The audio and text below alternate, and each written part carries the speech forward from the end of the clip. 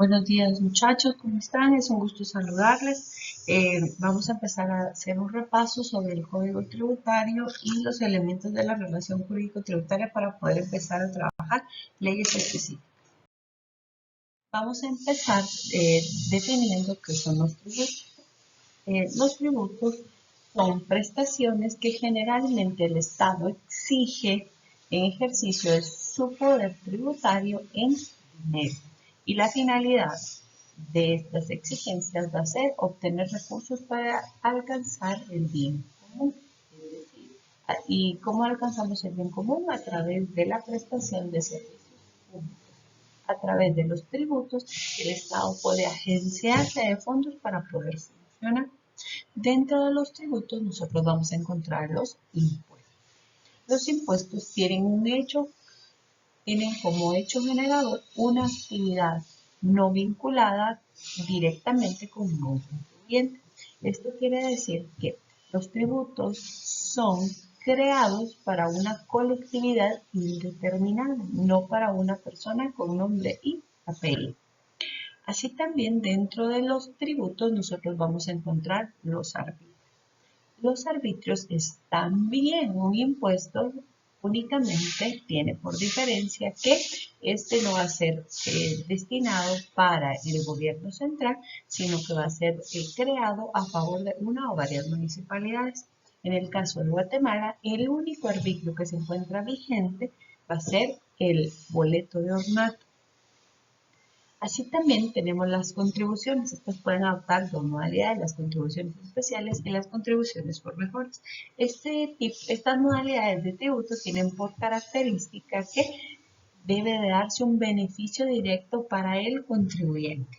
En el caso particular de las contribuciones especiales, el beneficio directo para el contribuyente tiene que ser como consecuencia de la realización de obras públicas o servicios estatales, mientras que la contribución por mejoras viene determinado el beneficio a través de la construcción o la elaboración de una obra pública que produce una plusvalía inmobiliaria, mientras que la contribución especial no necesariamente tiene que ser una plusvalía inmobiliaria. La contribución por mejoras sí tiene esto por característica. Todas estas definiciones nosotros pues ya las trabajamos en clase. Ustedes las pueden buscar en su código tributario si necesitan refrescar. Bueno, vamos a empezar a trabajar con la obligación tributaria. Ya hemos descrito que la obligación tributaria es un vínculo que surge entre la administración tributaria o bien también otros entes acreedores del tributo y los sujetos pasivos de ello, y surge con la finalidad de prestar un tributo, teniendo como determinante un hecho generador. Por lo tanto, antes de ahondar por completo en la obligación tributaria, pues debemos de partir sobre los elementos que le integran. Vamos a ver que uno de ellos es el elemento personal, luego el hecho generador, el tipo impositivo, el periodo impositivo, la base imponible, las exenciones, deducciones, descuentos y recargos y las infracciones y sanciones en materia tributaria. En este momento vamos a empezar a explicar uno a uno cada uno de esos elementos. Empecemos con el sujeto activo. Este elemento de la relación jurídico-tributaria me establece que únicamente el Estado o las entidades que éste señalen pueden ser sujetos activos. Por ejemplo, para nosotros hemos trabajado en legislación fiscal que el sujeto activo por excelencia designado por el Estado va a ser la administración tributaria, pero también pueden ser otras dependencias como las municipalidades en el caso del IUCI o bien el caso del boleto de ornato, y también pueden ser el INGUAT en el caso del impuesto sobre la hotelería. Luego tenemos el sujeto pasivo. El sujeto pasivo, de forma general, podemos decir que es el obligado al cumplimiento de las prestaciones tributarias. Recordaremos que las prestaciones tributarias pueden ser en dos modalidades: una obligación formal y una obligación material. ¿Qué quiere decir esto? Que la obligación natural tiene relación con el pago del impuesto en sí, mientras que las obligaciones formales van orientadas hacia aquellas obligaciones que me permiten o me facilitan cumplir con la obligación material. Por ejemplo, inscribir un contador, autorizar los libros contables, dar aviso de cambio de dirección, etc. En el caso de Guatemala, nuestro Código Tributario regula dos tipos de sujetos pasivos, el contribuyente y el responsable. Nosotros entendemos que el contribuyente también se le conoce con el nombre de obligado por deuda propia. Esta persona es quien realiza o respecto de las cuales dan cumplimiento al hecho generador y por lo tanto surge la obligación tributaria. En el caso del contribuyente no es necesario contar con una capacidad legal, es decir, ser mayor de edad. Ya hemos trabajado y explicado en clase que un menor de edad podría ser designado por la administración tributaria como un contribuyente o bien una persona que ha sido declarada incapaz. Sin embargo, en cualquiera de estos dos supuestos, la ley establece quién será el responsable, es decir, quién deberá dar cumplimiento a las prestaciones tributarias, aunque no haya sido él quien haya cumplido con el hecho generador. Es por ello que al responsable se le conoce también como obligado por cuenta ajena. Y este lo podemos definir como la persona que, sin tener el carácter de contribuyente, es decir, sin haber cumplido con el hecho generador, por disposición de la ley debe de cumplir con las obligaciones. Dentro de los responsables nosotros vamos a encontrar a los representantes legales de las sociedades mercantiles. En el caso de menores de edad serán responsables sus padres o bien sus. La administración tributaria lo que pretende es asegurar el cumplimiento de las obligaciones, tanto formales como materiales.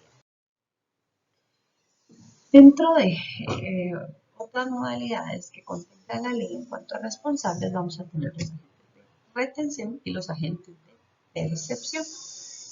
Los agentes de retención son sujetos que al momento de realizar una actividad grabada y que los contribuyentes paguen o acrediten los impuestos, estos están obligados a retener, es decir, a descontar la parte de impuestos que corresponda a cuenta de los tributos de los contribuyentes.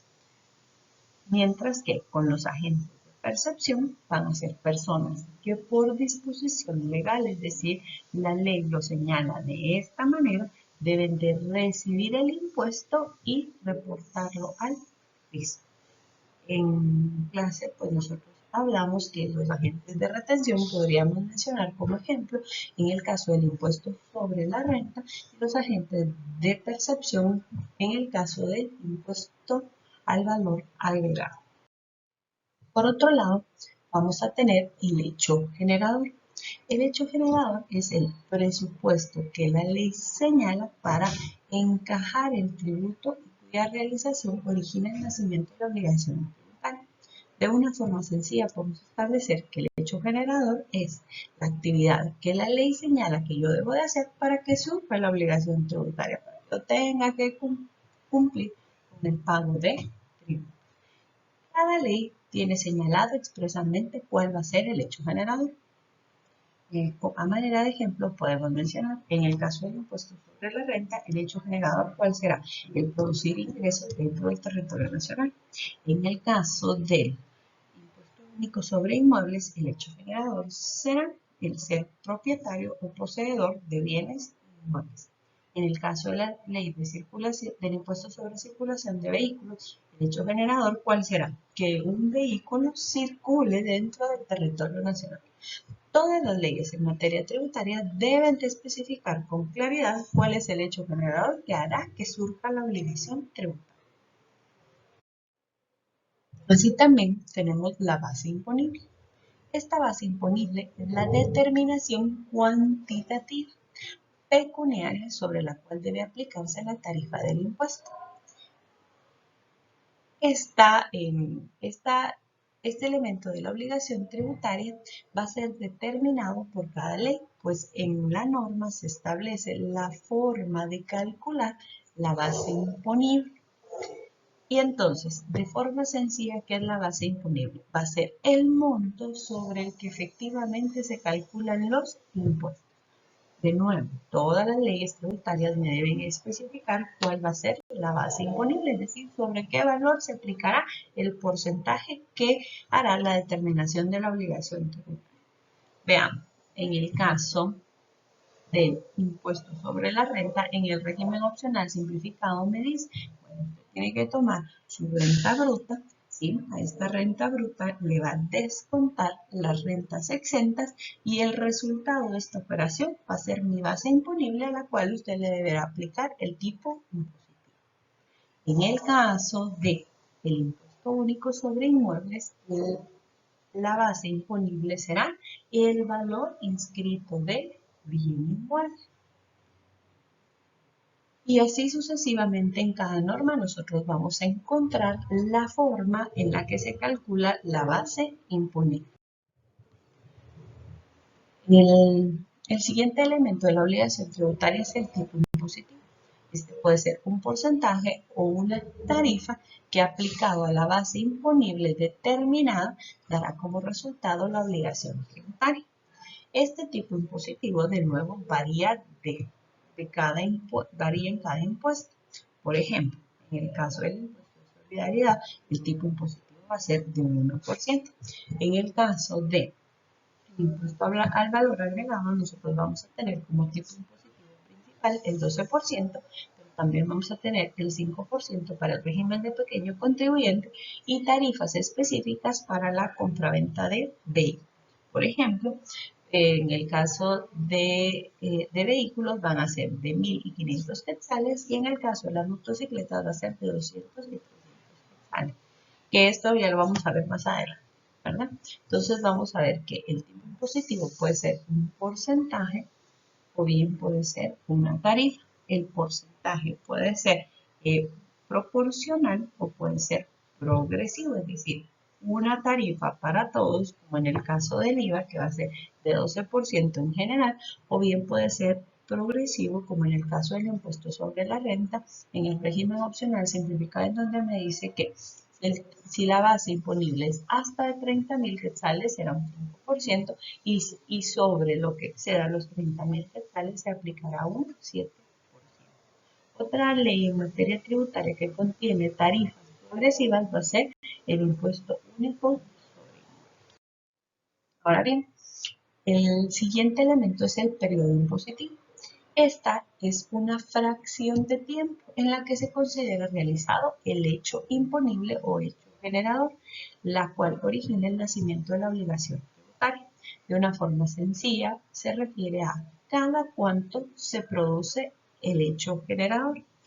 Este periodo va a depender del impuesto en el que se trate. Veamos el ejemplo. En cuanto al impuesto sobre la renta, el periodo impositivo puede ser mensual o bien trimestral. En el caso del impuesto único sobre inmuebles, como el impuesto sobre circulación de vehículos, el periodo impositivo es anual. Cada norma debe determinar todos y cada uno de los elementos de la relación jurídica. Ahora bien, vamos a trabajar sobre las exenciones. Una exención es una excepción a la generalidad de los tributos, pues estas van a ser situaciones excepcionales que prevén las leyes por las que, a pesar de que una persona cumple con el hecho generador, la obligación tributaria queda neutralizada, es decir, el contribuyente cumple con el hecho generador dispuesto por la norma. Sin embargo, por esta excepción no está obligado a cumplir. Las exenciones pueden ser generales o bien pueden ser específicas.